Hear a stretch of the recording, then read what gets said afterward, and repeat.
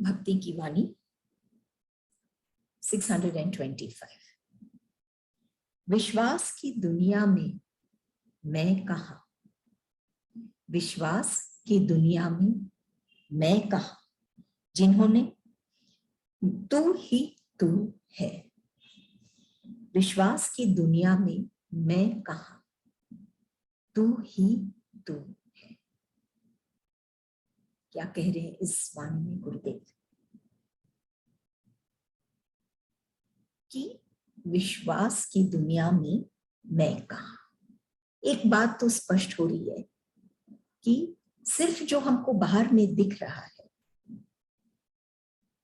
सिर्फ वो ही एक दुनिया नहीं है, एक दुनिया और भी है, और वो दुनिया है विश्वास की दुनिया। तो ये दुनिया कहाँ है? ये दुनिया वो भक्त के भीतर है, शरीर के भीतर, अंतर। एक है शरीर के बाहर और एक है शरीर के अंदर। विश्वास की दुनिया में मैं कहाँ, सिर्फ ये बाहर की दुनिया में मैं है। मैं मतलब खुद को जो आदमी संबोधित करता है मैं, वो प्रेजेंट है इस बाहर की दुनिया में। लेकिन भीतर की दुनिया में मैं कहाँ, तू ही तू है। एक बात और स्पष्ट हुई कि सिर्फ मैं ही नहीं इस दुनिया में, एक तू भी है। अब ये तू कौन है?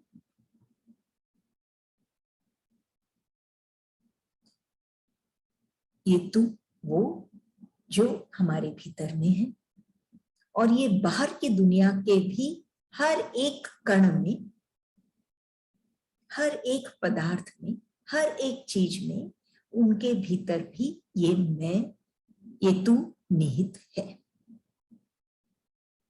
तो एक बाहर की दुनिया, एक मैं, विश्वास की दुनिया, एक मैं, एक तू,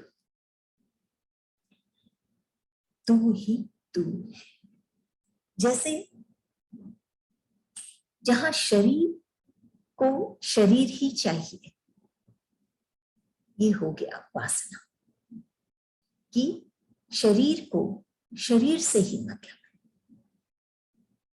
जब वो प्राणी सिर्फ दूसरे में, दूसरे के उस तन से या उसके कार्य से ही उसको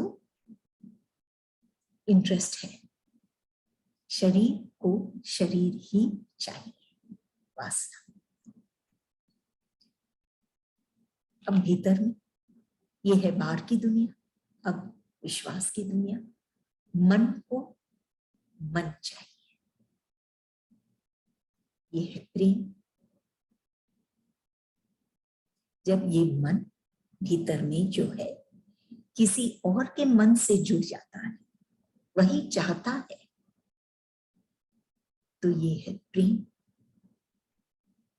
और जो थर्ड स्टेप है कि ये आत्मा परमात्मा को चाहता है, ये है भक्ति। तो एक है वासना, एक है प्रेम, एक है भक्ति। अब इस वाणी में गुरुदेव क्या कह रहे हैं? विश्वास की दुनिया में मैं कहाँ, कि न वासना है, वहां प्रेम, और प्रेम से भी जब वो प्रेम प्रगाढ़ हो जाता है, वो भक्ति में रमने लग जाता है। तब उसकी दुनिया सिर्फ तू ही तू हो जाती है। जब वो भक्त अपने उसकी जो आत्मा है वो परमात्मा को ही खोजती है। परमात्मा ही तो तू है, परमात्मा ही तो ईश्वर है, जो हर एक जगह है, हर एक कण में है। सिर्फ वो नजर होनी चाहिए, वो भाव होना चाहिए कि उससे जुड़े, तब वो भक्ति, और तब उसकी दुनिया हम कह सकते हैं कि भक्ति से परिपूर्ण है। ये स्टेज तक पहुंचने के लिए सबसे जरूरी है विश्वास। विश्वास जब होने लग जाता है और उसके पहले प्रेम, वासना से उठेगा, प्रेम में सनेगा, तब ये विश्वास उसको आएगा कि एक ऐसी दुनिया है जिसमें वो रमना चाहता है, जहां सिर्फ ईश्वर है। तब वो सिर्फ खिलेगा और महकेगा। जैसे तूफान जब आती है तो हम देखते हैं समुद्र में ये जो नाव होते हैं, कश्तियां होती है, वो कई बार डूब जाती हैं। ऐसे ही जब ये अहंकार का जो तूफान आता है, उठान आता है अहंकार का, तो हम क्या देखते हैं? कई एग्जाम्पल्स हैं कि जो इस अहंकार के तूफान में उलझ गए हैं तो वो हस्तियां ही डूब जाती हैं। वहां कश्तियां डूब जाती है बाहर के तूफान में, और भीतर में ये हस्तियां ही डूब जाती हैं। ये भीतर की दुनिया का की अवस्था। वो कौन है वह ही मिट जाता है, खत्म हो जाता है। जैसे गुरुदेव कई बार समझाते हैं कि नजर बदले तो नजारा बदले, और फिर ऐसे ही अगर वो नाव है वो अपना रुख बदले तो उसको किनारा मिल जाए। कि ये बाहर की दुनिया से अगर वो भक्त अपने भीतर की दुनिया में, विश्वास की दुनिया में इस तरफ अपने रुख को मोड़ ले तो वो किनारा पाएगा, वो लक्ष्य पाएगा, वो आनंद पाएगा जिसके लिए वो इस संसार में आया। नहीं तो आना ही निरर्थक है, खिला ही नहीं, वो निरर्थक। अगली बात 626, शरीर आज संदेह का कारण बना, कल वाणी होगी फिर शांति कहां। शरीर आज संदेह का कारण बना, कल वाणी होगी। ये संदेह क्यों आती है, कब आती है, और किसके, कौन पाता है? ये संदेह में हर समय अपना समय जो संदेह में ही गुजारता है। कब आती है ये संदेह? जब वो प्राणी बाहर में इस स्थूल दुनिया में विचरण करता है, सिर्फ हर समय सिर्फ बाहर देखता रहता है, मुझे क्या चाहिए, मुझे क्या मिलेगा, मेरा किसके पास है, मेरा कौन ले लिया, मेरा कहीं गुम गया, मुझे वो चाहिए। ये सब जो सिचुएशंस है उससे उसके भीतर में संदेह पैदा होने लग जाती है, क्योंकि कुछ चाहता है नहीं मिलता, मिलता है डाउट करने लग जाता है, वो दे पाएगा नहीं दे पाएगा। हर समय वो संदेह में उलझने लग जाता है, और संदेह में जो जीता है वो कभी भी आनंद नहीं पाता। कंफ्यूजन, स्टेट ऑफ कंफ्यूजन, संदेह जो सिर्फ उसको जला के छोड़ती है। शरीर आज संदेह का कारण बना,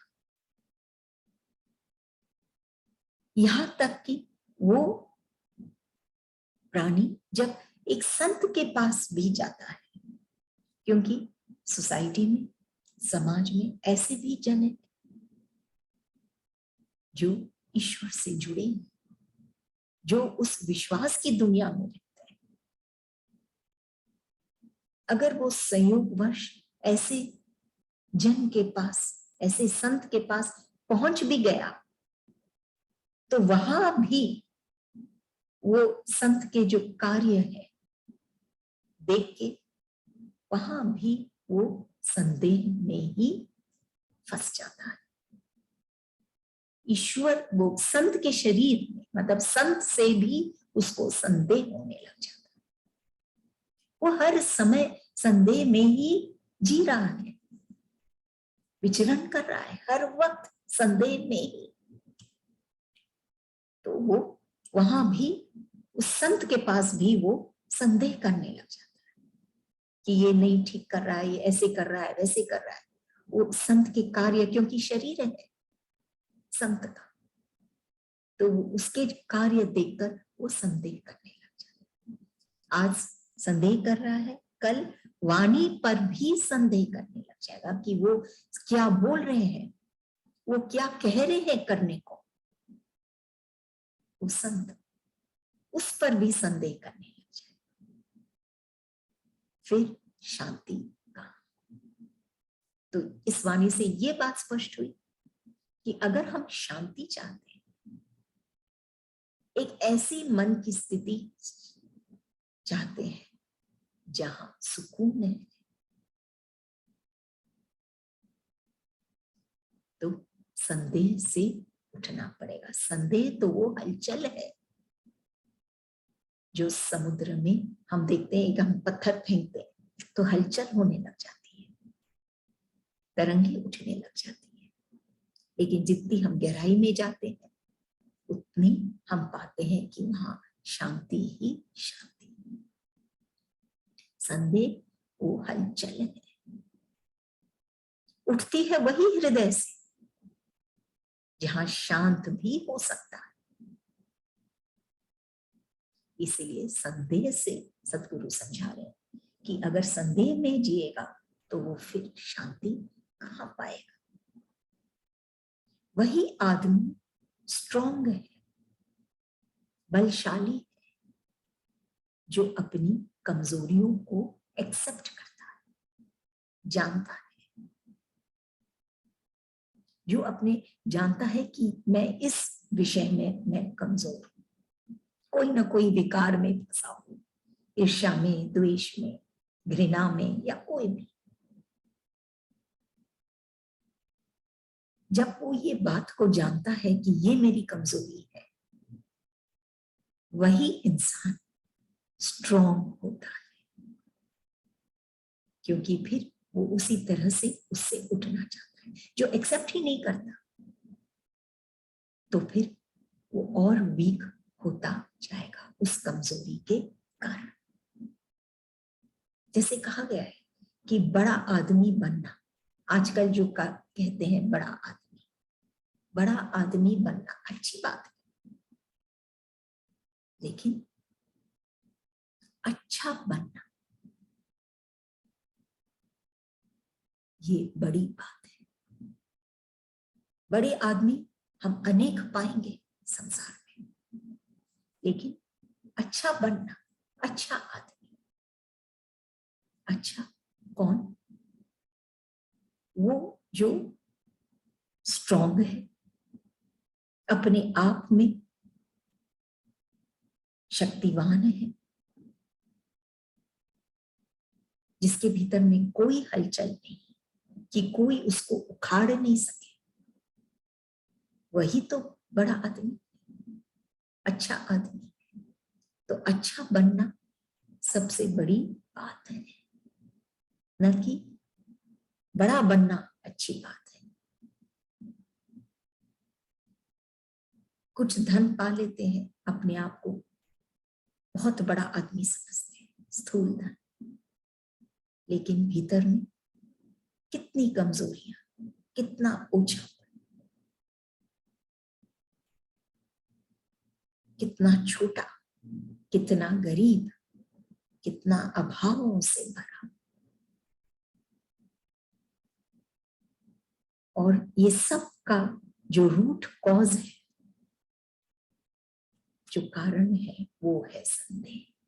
संदेह एक ऐसी चीज है जो सबसे इंपॉर्टेंट महत्वपूर्ण कारण है किसी के अशांति का। अगर हम अपने आप की तरफ देखें, बैठे सोचें, अगर अशांति है तो इसीलिए कि ये जो संदेह है इससे अभी तक उठे नहीं। और सबसे ज्यादा खेद की ये बात है कि संदेह सिर्फ संसार वालों से नहीं या प्रकृति से नहीं, बल्कि उस संत पर से जो उसको इस हलचल से उठा सकता है। उसके शरीर से वो जो कार्य करता है वहां भी संदेह कि ऐसे क्यों, ऐसे क्यों, ऐसे कर रहा होगा, इसके कारण कर रहा होगा। या फिर उसकी वाणी से, उसकी वाणी पर संदेह करेंगे तब तो कहीं शांति नहीं। अगर शांति कहीं है तो सिर्फ संत के चरणों में, संत की गोद में और संत की वाणी में, सत्संग में, सिर्फ वहीं पर शांति है। कितना ही हलचल लेके हम जब बैठते हैं संत के चरणों में,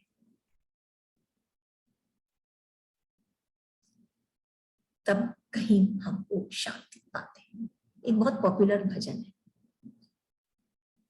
उठे भावों का तूफान तो मौन ही काम आए। अभी सुन रहे थे, ये बात भाव मन में आया कि जब अभावों का भी तूफान उठता है ना, तो भी क्या काम आता है? मौन रहना, शांत होना। नहीं तो वो अभाव और ज्यादा बिखर जाता है और वो इंसान को तोड़ देता है। वो अपने आप को इकट्ठा नहीं कर पाता, बिखर जाता है।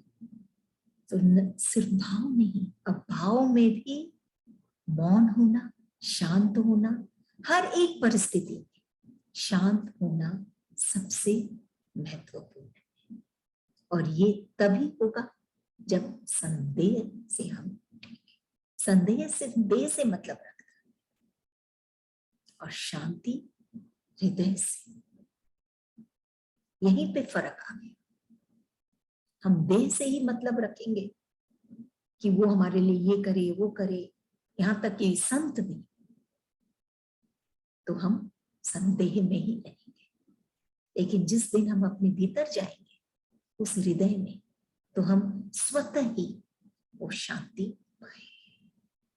अगली वाणी 627।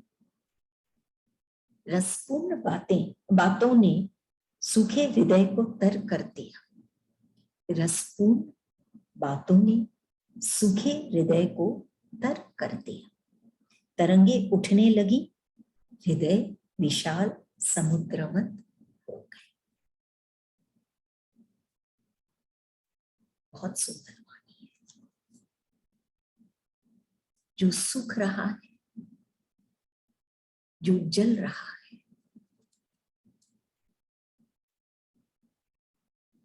उसको एक नई ऊर्जा मिल जाती है। खास करके ये वाणी जब हम सुनते हैं कि रसपूर्ण बातों ने सूखे हृदय को तर कर दिया। ये हृदय सूखा है, रूखा सूखा है, जिसमें हृदय की तुलना तो समुद्र से की जाती है। वहां तो विशालता है, इतना जल है, और यहां कह रहे हैं गुरुदेव कि हृदय सूखा है, रूखा सूखा है। उसमें इतनी शक्ति है कि वो समुद्र के जैसे बन सके ये हृदय, और हम उसको रूखा सूखा बनाते हैं। अब इस स्थिति से कैसे उठे? बाहर की दुनिया में हम देखते हैं जब कोई पौधा सूख जाता है, फिर से उसको हरा करना एक माली कोशिश करता है, हो भी जाए ना भी। लेकिन अच्छी बात यह है, लक की ये बात है कि भीतर की ये जो हृदय है, ये जो बगीचा है, ये अगर सूख जाए तो ये 100% पूर्णतया से वापस हरा भरा हो सकता है। कैसे? रसपूर्ण बातों ने, गुरुदेव कह रहे हैं, रसपूर्ण बातों ने। किसकी बातें? वो संत की। कैसी बातें? जो रसपूर्ण है, जिन बातों में वो रस है। रस नहीं तो वो शव है, रस है तो वो जीवित है, जिंदा है। सिर्फ जीवन ही नहीं मिला है, बल्कि जीता है, हर क्षण को पूर्णतया से जीता है। तो रसपूर्ण बातों ने उस संत के, वो प्रभु के, उसके इष्ट के, ऐसी बातें जो रसपूर्ण है। मतलब ये भी हो सकता है कि बातें ऐसी भी हो सकती हैं जो नीरस कर दे, जो नीरसता है जिसमें, ऐसी बातें हैं उसमें जो चुभती है, जो दुख और दर्द देती है। लेकिन यहां बातें हैं जो रसपूर्ण है। वो क्या किया? हृदय को तर कर दिया। ये जो रूखा सूखा जो हृदय था वो तर हो गया। और ये हरियाली कौन है जो ये हरियाली को देखकर प्रसन्न नहीं होता है?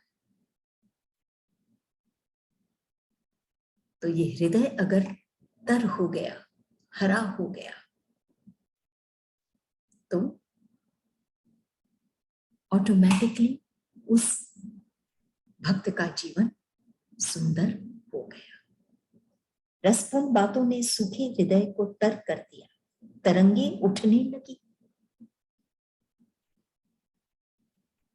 किसकी बातें? इष्ट की बातें। कैसी बातें? रसपूर्ण बातें। क्या किया? हृदय को तर कर दिया। कैसे?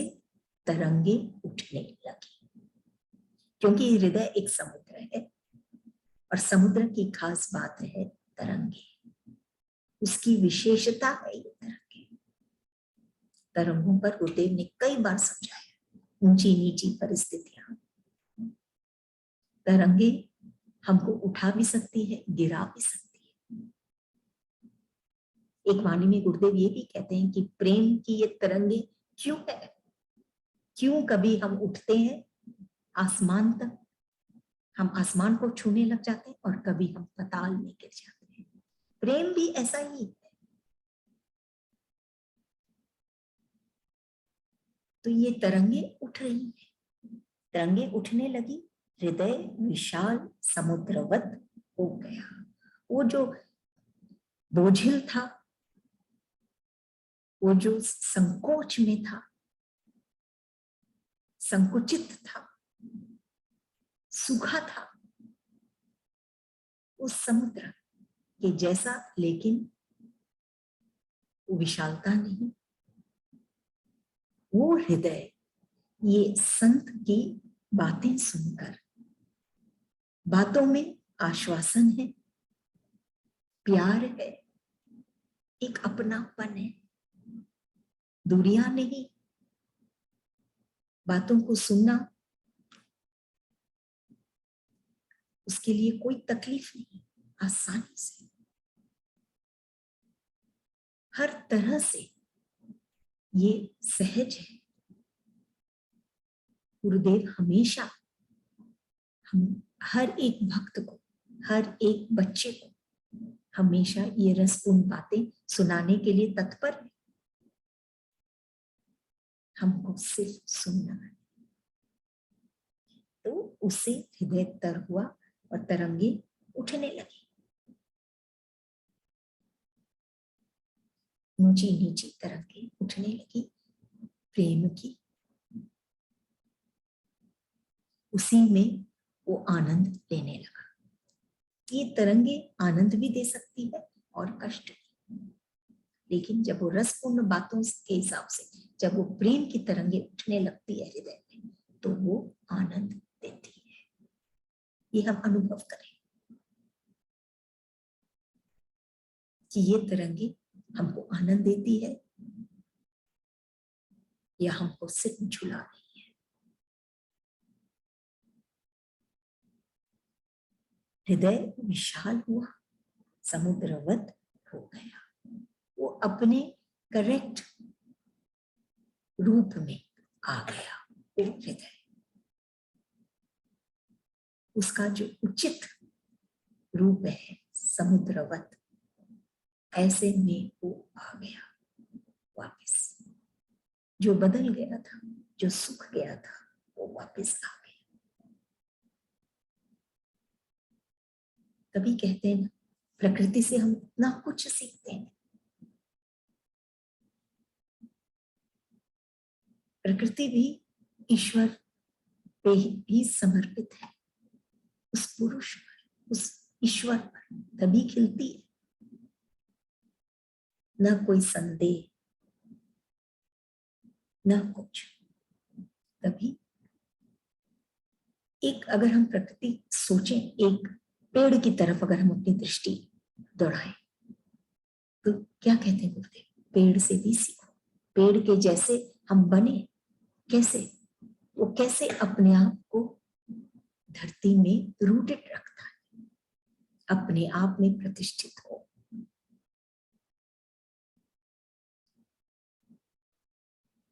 नए नए रोज, हर रोज नए नए पत्ते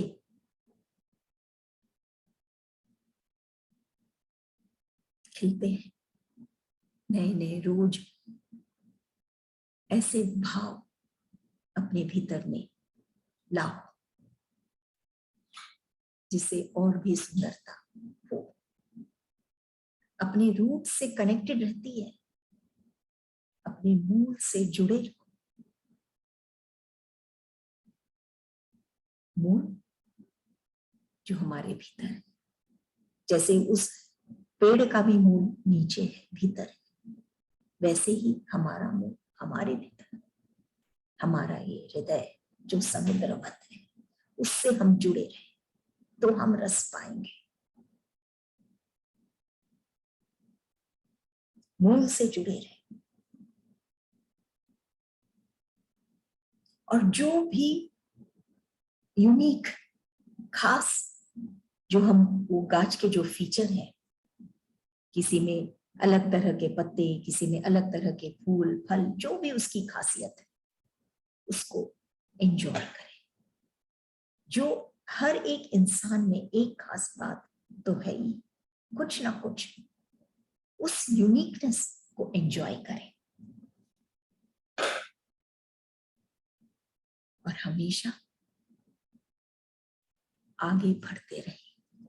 जैसे वो पेड़ हमेशा ग्रो होता रहता है, हर हर क्षण ग्रो होता रहता है, ऐसे ही आगे बढ़ते रहे।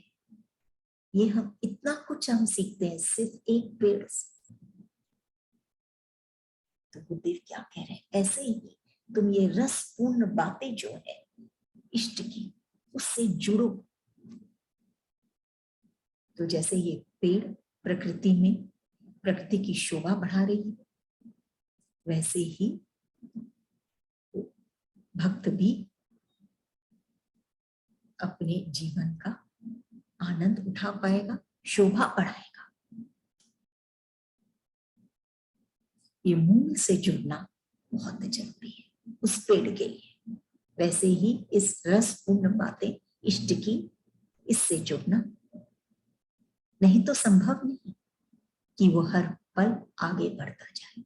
रुक जाएगा, हताश हो जाएगा, थक जाएगा, आगे नहीं बढ़ पाएगा। अगली वाणी 628। वह क्या उपकार माने और जाने जिसने कर्ता को नहीं पहचाना। वह क्या उपकार माने और जाने जिसने कर्ता को नहीं पहचाना।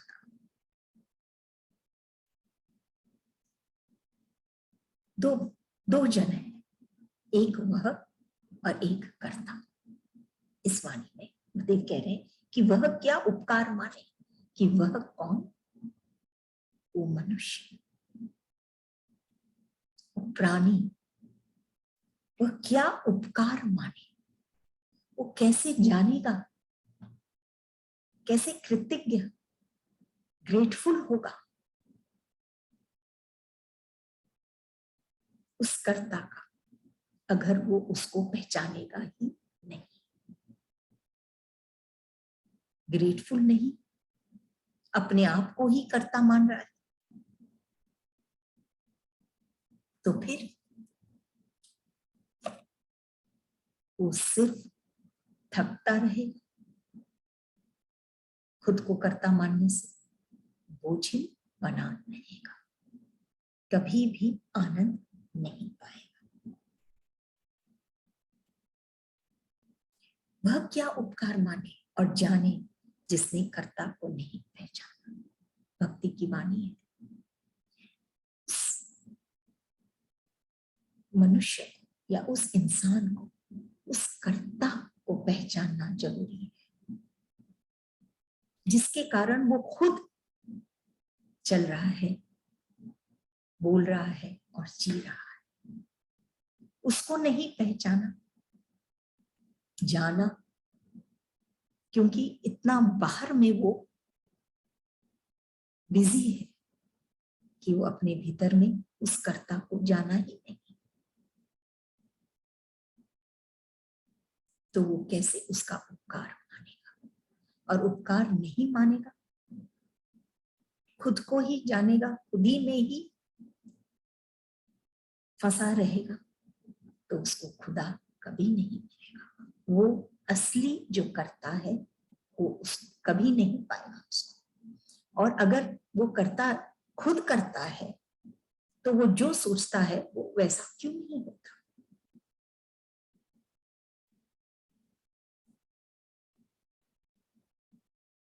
वो पूर्णता से कार्य को नहीं कर सकता। इसी से समझ में आता है कि करता वो नहीं तो जैसे वो चाहेगा वो कर सकता है, और जो चाहता है वो फल भी पा सकता है, लेकिन ऐसा हमेशा नहीं होता।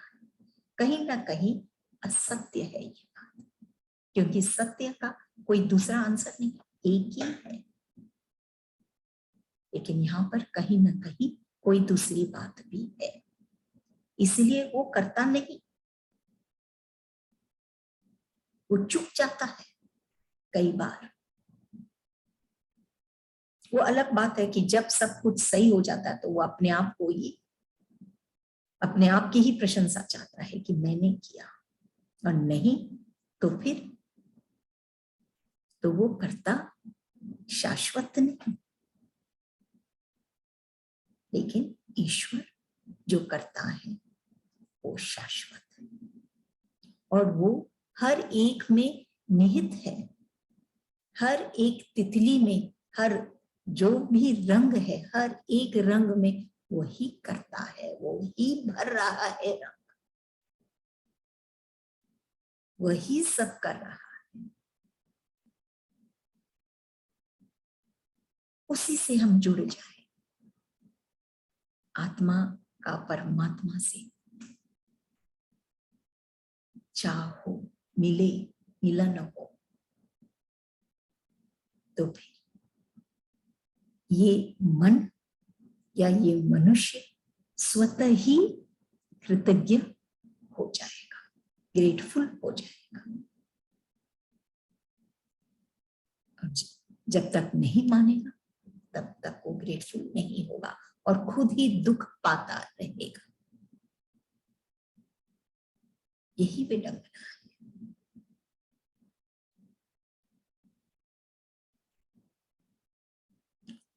जैसे प्रेम के लिए कहा गया है कि प्रेम तो 2.5 अक्षर है सर, लेकिन प्रेम को जो मानता है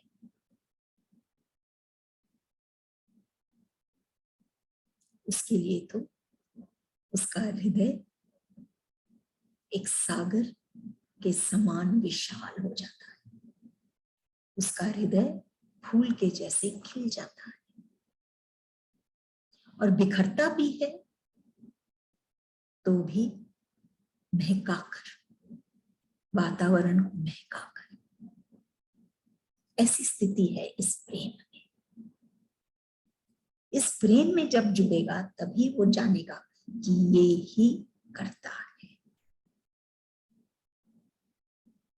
उसका हो गया तो कुछ अलग भक्त और वो भगवान में, या संत और वो उसके संतान में कोई अंतर नहीं रहता। संत अपने जैसे ही बना देते, लेकिन मानना जरूरी है। मानने के लिए प्रेम करना जरूरी है।